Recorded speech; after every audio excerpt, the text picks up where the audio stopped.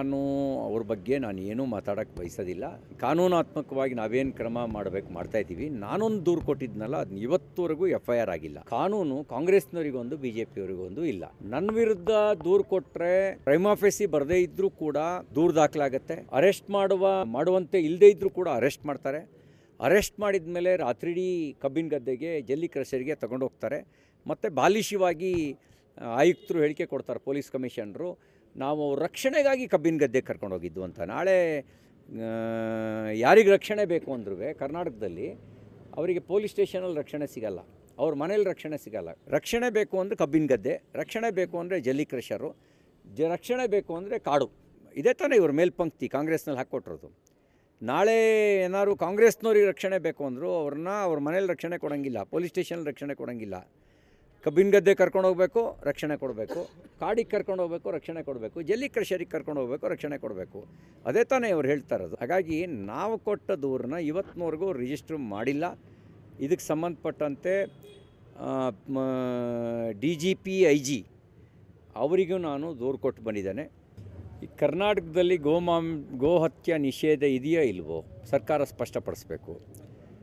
ಗೋಹತ್ಯೆ ನಿಷೇಧ ಇದೆ ಅಂತಾದಮೇಲೆ ಗೋಹತ್ಯೆ ಹೇಗಾಗುತ್ತೆ ಅಂದರೆ ಸರ್ಕಾರ ಸರಿಯಾದ ರೀತಿಯಲ್ಲಿ ಅನುಷ್ಠಾನ ಮಾಡ್ತಿಲ್ಲ ಅಂತಾಯಿತು. ಗೋಕಳ್ಳರು ಸಾರ್ವಜನಿಕವಾಗಿ ರಸ್ತೆ ಮಧ್ಯದಲ್ಲಿರೋ ಮಲಗಿರುವಂಥ ಗೋವುಗಳನ್ನು ಕೂಡ ಮಧ್ಯರಾತ್ರಿಯಲ್ಲಿ ಕಳ್ತನ ಮಾಡ್ಕೊಂಡು ತಗೊಂಡೋಗ್ತಾ ಇದ್ದಾರೆ. ಕೊಟ್ಟಿಗೆನಿಂದ ಗೋವುಗಳನ್ನು ಕಳ್ತನ ಮಾಡ್ಕೊಂಡು ತಗೊಂಡೋಗ್ತಾ ಇದ್ದಾರೆ. ಹಾಲು ಕೊಡುವ ಹಸುಗಳನ್ನು ಕೂಡ ಕಳ್ತನ ಮಾಡಿ ತಗೊಂಡೋಗ್ತಾ ಇದ್ದಾರೆ. ಸರ್ಕಾರನೇ ಗೋಹತ್ಯೆ ನಿಷೇಧ ಮಾಡಿದ ಮೇಲೆ ಅದನ್ನು ಅನುಷ್ಠಾನ ಮಾಡಬೇಕಾಗಿರೋ ಜವಾಬ್ದಾರಿ ಪೊಲೀಸ್ ಇಲಾಖೆಗಿದೆ. ದುರ್ದೈವ ಸಂಗತಿ ಏನು ಅಂದರೆ, ಕಾಂಗ್ರೆಸ್ ಬಂದ ಮೇಲೆ ಗೋ ಹತ್ಯೆ ಮಾಡೋರು, ಗೋಕಳ್ಳರು ನಮ್ಮದೇ ಸರ್ಕಾರ ಅಂತ ರಾಜಾರೋತ್ಸವವಾಗಿ ಗೋ ಕಳ್ತನೂ ಮಾಡ್ತಿದ್ದಾರೆ, ಗೋ ಹತ್ಯೆನೂ ಮಾಡ್ತಾ ಇದ್ದಾರೆ. ಬರೀ ನೇತ್ರಾವತಿಲಿ ಮಾತ್ರ ಅಲ್ಲ, ರಾಜ್ಯದ ಉದ್ದಗಲಕ್ಕೂ ಎಲ್ಲ ಇದೇ ಪರಿಸ್ಥಿತಿ ಇದೆ. ಧರ್ಮಸ್ಥಳ ಲಕ್ಷಾಂತರ ಜನ ಭಕ್ತಾದಿಗಳು ಬರ್ತಕ್ಕಂಥ ಒಂದು ಧಾರ್ಮಿಕ ಕ್ಷೇತ್ರ. ಧಾರ್ಮಿಕ ಕ್ಷೇತ್ರವನ್ನು ಅಪವಿತ್ರಗೊಳಿಸಬೇಕು ಅನ್ನೋ ದೃಷ್ಟಿಯಿಂದಲೇ ದುರುದ್ದೇಶಪೂರ್ವಕವಾಗಿ ಈ ಗೋಮಾಂಸವನ್ನು ನೇತ್ರಾವತಿ ನದಿಗೆ ಹಾಕ್ತಾ ಇದ್ದಾರೆ ಅನ್ನೋದು ಅವರ ದುಷ್ಟ ಮನಸ್ಸುಗಳು ಮತಾಂಧತೆಯನ್ನು ತೋರಿಸುತ್ತೆ. ನಾನು ಅವ್ರ ಬಗ್ಗೆ ಏನೂ ಮಾತಾಡೋಕ್ಕೆ ಬಯಸೋದಿಲ್ಲ. ಕಾನೂನಾತ್ಮಕವಾಗಿ ನಾವೇನು ಕ್ರಮ ಮಾಡ್ತಾಯಿದ್ದೀವಿ. ನಾನೊಂದು ದೂರು ಕೊಟ್ಟಿದ್ನಲ್ಲ, ಅದನ್ನ ಇವತ್ತುವರೆಗೂ FIR ಆಗಿಲ್ಲ. ಕಾನೂನು ಕಾಂಗ್ರೆಸ್ನವರಿಗೊಂದು BJPಯವರಿಗೊಂದು ಇಲ್ಲ. ನನ್ನ ವಿರುದ್ಧ ದೂರು ಕೊಟ್ಟರೆ ಪ್ರೈಮಾ ಫೇಸಿ ಬರದೇ ಇದ್ದರೂ ಕೂಡ ದೂರು ದಾಖಲಾಗುತ್ತೆ. ಅರೆಸ್ಟ್ ಮಾಡುವಂತೆ ಇಲ್ಲದೇ ಇದ್ದರೂ ಕೂಡ ಅರೆಸ್ಟ್ ಮಾಡ್ತಾರೆ. ಅರೆಸ್ಟ್ ಮಾಡಿದ ಮೇಲೆ ರಾತ್ರಿಡೀ ಕಬ್ಬಿನ ಗದ್ದೆಗೆ ಜಲ್ಲಿ ಕ್ರಷರಿಗೆ ತಗೊಂಡೋಗ್ತಾರೆ. ಮತ್ತು ಬಾಲಿಶವಾಗಿ ಆಯುಕ್ತರು ಹೇಳಿಕೆ ಕೊಡ್ತಾರೆ, ಪೊಲೀಸ್ ಕಮಿಷನರು, ನಾವು ಅವ್ರ ರಕ್ಷಣೆಗಾಗಿ ಕಬ್ಬಿನ ಗದ್ದೆಗೆ ಕರ್ಕೊಂಡೋಗಿದ್ದು ಅಂತ. ನಾಳೆ ಯಾರಿಗೆ ರಕ್ಷಣೆ ಬೇಕು ಅಂದ್ರೂ ಕರ್ನಾಟಕದಲ್ಲಿ ಅವರಿಗೆ ಪೊಲೀಸ್ ಸ್ಟೇಷನಲ್ಲಿ ರಕ್ಷಣೆ ಸಿಗಲ್ಲ, ಅವ್ರ ಮನೇಲಿ ರಕ್ಷಣೆ ಸಿಗಲ್ಲ. ರಕ್ಷಣೆ ಬೇಕು ಅಂದರೆ ಕಬ್ಬಿನ ಗದ್ದೆ, ರಕ್ಷಣೆ ಬೇಕು ಅಂದರೆ ಜಲ್ಲಿ ಕ್ರಷರು, ರಕ್ಷಣೆ ಬೇಕು ಅಂದರೆ ಕಾಡು. ಇದೇ ತಾನೇ ಇವ್ರ ಮೇಲ್ಪಂಕ್ತಿ ಕಾಂಗ್ರೆಸ್ನಲ್ಲಿ ಹಾಕ್ಕೊಟ್ಟಿರೋದು. ನಾಳೆ ಏನಾದ್ರು ಕಾಂಗ್ರೆಸ್ನವ್ರಿಗೆ ರಕ್ಷಣೆ ಬೇಕು ಅಂದರು ಅವ್ರ ಮನೇಲಿ ರಕ್ಷಣೆ ಕೊಡೋಂಗಿಲ್ಲ, ಪೊಲೀಸ್ ಸ್ಟೇಷನಲ್ಲಿ ರಕ್ಷಣೆ ಕೊಡೋಂಗಿಲ್ಲ. ಕಬ್ಬಿನ ಗದ್ದೆ ಕರ್ಕೊಂಡು ಹೋಗಬೇಕು, ರಕ್ಷಣೆ ಕೊಡಬೇಕು. ಕಾಡಿಗೆ ಕರ್ಕೊಂಡು ಹೋಗಬೇಕು, ರಕ್ಷಣೆ ಕೊಡಬೇಕು. ಜಲ್ಲಿ ಕ್ರಷರಿಗೆ ಕರ್ಕೊಂಡು ಹೋಗಬೇಕು, ರಕ್ಷಣೆ ಕೊಡಬೇಕು. ಅದೇ ತಾನೇ ಅವ್ರು ಹೇಳ್ತಾ ಇರೋದು. ಹಾಗಾಗಿ ನಾವು ಕೊಟ್ಟ ದೂರನ್ನ ಇವತ್ತಿನವರೆಗೂ ರಿಜಿಸ್ಟ್ರ್ ಮಾಡಿಲ್ಲ. ಇದಕ್ಕೆ ಸಂಬಂಧಪಟ್ಟಂತೆ DGP IG ಅವರಿಗೂ ನಾನು ದೂರು ಕೊಟ್ಟು ಬಂದಿದ್ದೇನೆ. ಈ ಕರ್ನಾಟಕದಲ್ಲಿ ಗೋಹತ್ಯೆ ನಿಷೇಧ ಇದೆಯೋ ಇಲ್ವೋ ಸರ್ಕಾರ ಸ್ಪಷ್ಟಪಡಿಸ್ಬೇಕು.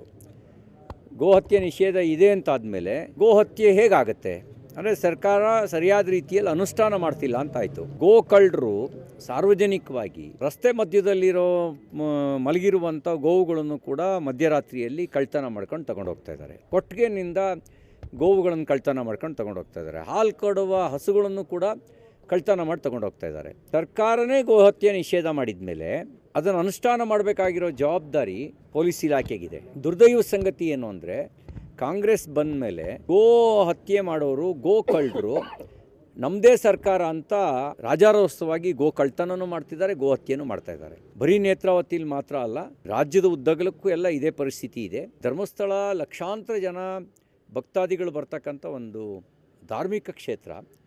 ಧಾರ್ಮಿಕ ಕ್ಷೇತ್ರವನ್ನು ಅಪವಿತ್ರಗೊಳಿಸಬೇಕು ಅನ್ನೋ ದೃಷ್ಟಿಯಿಂದಲೇ ದುರುದ್ದೇಶಪೂರ್ವಕವಾಗಿ ಈ ಗೋಮಾಂಸವನ್ನು ನೇತ್ರಾವತಿ ನದಿಗೆ ಹಾಕ್ತಾ ಇದ್ದಾರೆ ಅನ್ನೋದು ಅವರ ದುಷ್ಟ ಮನಸ್ಸುಗಳು ಮತಾಂಧತೆಯನ್ನು ತೋರಿಸುತ್ತೆ. ನಾನು ಅವ್ರ ಬಗ್ಗೆ ಏನೂ ಮಾತಾಡೋಕ್ಕೆ ಬಯಸೋದಿಲ್ಲ.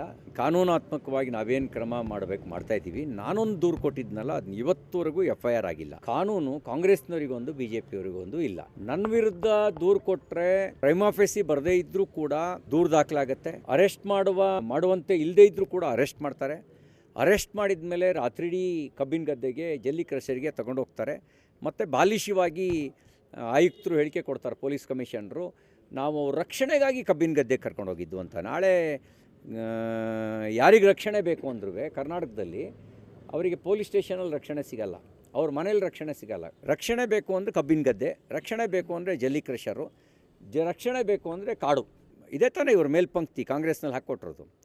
ನಾಳೆ ಏನಾದ್ರು ಕಾಂಗ್ರೆಸ್ನವ್ರಿಗೆ ರಕ್ಷಣೆ ಬೇಕು ಅಂದರು ಅವ್ರ ಮನೇಲಿ ರಕ್ಷಣೆ ಕೊಡೋಂಗಿಲ್ಲ, ಪೊಲೀಸ್ ಸ್ಟೇಷನಲ್ಲಿ ರಕ್ಷಣೆ ಕೊಡೋಂಗಿಲ್ಲ. ಕಬ್ಬಿನ ಗದ್ದೆ ಕರ್ಕೊಂಡು ಹೋಗಬೇಕು, ರಕ್ಷಣೆ ಕೊಡಬೇಕು. ಕಾಡಿಗೆ ಕರ್ಕೊಂಡು ಹೋಗಬೇಕು, ರಕ್ಷಣೆ ಕೊಡಬೇಕು. ಜಲ್ಲಿ ಕ್ರಷರಿಗೆ ಕರ್ಕೊಂಡು ಹೋಗಬೇಕು, ರಕ್ಷಣೆ ಕೊಡಬೇಕು. ಅದೇ ತಾನೇ ಅವ್ರು ಹೇಳ್ತಾ ಇರೋದು. ಹಾಗಾಗಿ ನಾವು ಕೊಟ್ಟ ದೂರನ್ನ ಇವತ್ತಿನವರೆಗೂ ರಿಜಿಸ್ಟ್ರ್ ಮಾಡಿಲ್ಲ. ಇದಕ್ಕೆ ಸಂಬಂಧಪಟ್ಟಂತೆ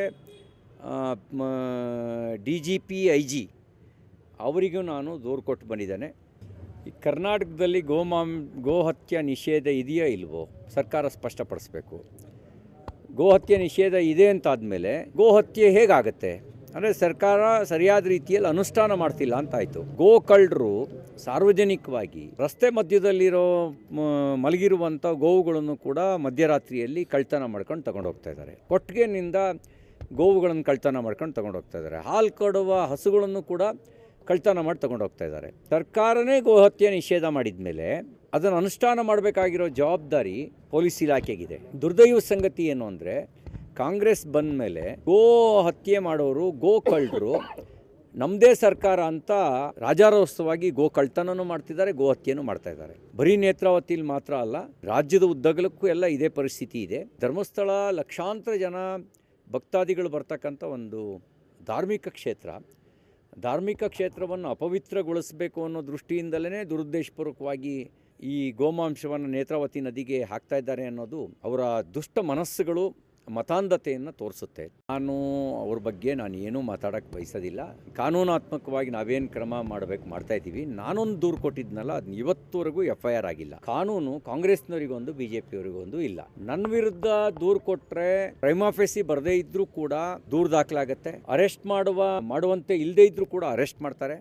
ಅರೆಸ್ಟ್ ಮಾಡಿದ ಮೇಲೆ ರಾತ್ರಿಡೀ ಕಬ್ಬಿನ ಗದ್ದೆಗೆ ಜಲ್ಲಿ ಕ್ರಷರಿಗೆ ತಗೊಂಡೋಗ್ತಾರೆ. ಮತ್ತು ಬಾಲಿಶವಾಗಿ ಆಯುಕ್ತರು ಹೇಳಿಕೆ ಕೊಡ್ತಾರೆ, ಪೊಲೀಸ್ ಕಮಿಷನರು, ನಾವು ರಕ್ಷಣೆಗಾಗಿ ಕಬ್ಬಿನ ಗದ್ದೆ ಕರ್ಕೊಂಡೋಗಿದ್ದು ಅಂತ. ನಾಳೆ ಯಾರಿಗೆ ರಕ್ಷಣೆ ಬೇಕು ಅಂದ್ರೂ ಕರ್ನಾಟಕದಲ್ಲಿ ಅವರಿಗೆ ಪೊಲೀಸ್ ಸ್ಟೇಷನಲ್ಲಿ ರಕ್ಷಣೆ ಸಿಗಲ್ಲ, ಅವ್ರ ಮನೇಲಿ ರಕ್ಷಣೆ ಸಿಗಲ್ಲ. ರಕ್ಷಣೆ ಬೇಕು ಅಂದರೆ ಕಬ್ಬಿನ ಗದ್ದೆ, ರಕ್ಷಣೆ ಬೇಕು ಅಂದರೆ ಜಲ್ಲಿ ಕ್ರಷರು, ರಕ್ಷಣೆ ಬೇಕು ಅಂದರೆ ಕಾಡು. ಇದೇ ತಾನೇ ಇವ್ರ ಮೇಲ್ಪಂಕ್ತಿ ಕಾಂಗ್ರೆಸ್ನಲ್ಲಿ ಹಾಕ್ಕೊಟ್ಟಿರೋದು. ನಾಳೆ ಏನಾದ್ರು ಕಾಂಗ್ರೆಸ್ನವ್ರಿಗೆ ರಕ್ಷಣೆ ಬೇಕು ಅಂದರು ಅವ್ರ ಮನೇಲಿ ರಕ್ಷಣೆ ಕೊಡೋಂಗಿಲ್ಲ, ಪೊಲೀಸ್ ಸ್ಟೇಷನಲ್ಲಿ ರಕ್ಷಣೆ ಕೊಡೋಂಗಿಲ್ಲ. ಕಬ್ಬಿನ ಗದ್ದೆ ಕರ್ಕೊಂಡು ಹೋಗಬೇಕು, ರಕ್ಷಣೆ ಕೊಡಬೇಕು. ಕಾಡಿಗೆ ಕರ್ಕೊಂಡು ಹೋಗಬೇಕು, ರಕ್ಷಣೆ ಕೊಡಬೇಕು. ಜಲ್ಲಿ ಕ್ರಷರಿಗೆ ಕರ್ಕೊಂಡು ಹೋಗಬೇಕು, ರಕ್ಷಣೆ ಕೊಡಬೇಕು. ಅದೇ ತಾನೇ ಅವ್ರು ಹೇಳ್ತಾ ಇರೋದು. ಹಾಗಾಗಿ ನಾವು ಕೊಟ್ಟ ದೂರನ್ನ ಇವತ್ತಿನವರೆಗೂ ರಿಜಿಸ್ಟ್ರ್ ಮಾಡಿಲ್ಲ. ಇದಕ್ಕೆ ಸಂಬಂಧಪಟ್ಟಂತೆ DGP IG ಅವರಿಗೂ ನಾನು ದೂರು ಕೊಟ್ಟು ಬಂದಿದ್ದೇನೆ.